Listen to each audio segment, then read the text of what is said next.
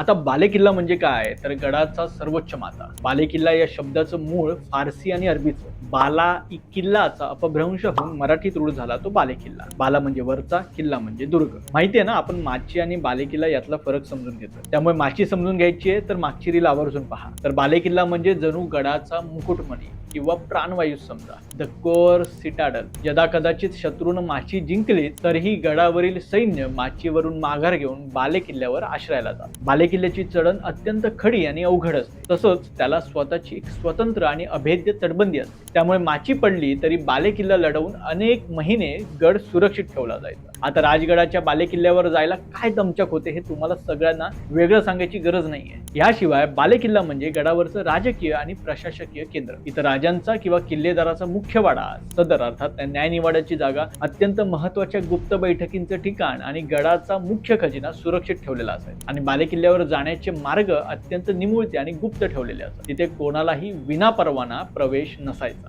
आता राजगडावरच पाहाल तर तिन्ही माच्याकडून बालेकिल्ल्याकडे जाणारा प्रत्येक मार्ग हा तटबंदीने आणि दरवाजानं बंद केलेला आहे. तर प्रचंड गडावर झुंजार माचीकडून भेल बुरुज हा संरक्षणासाठी उभा आहे, तर बुदला माचीकडून कोकण दरवाजा संरक्षणासाठी उभा आहे. तर हा होता बालेकिल्ला आणि माची या दोन संरचनांमधला फरक.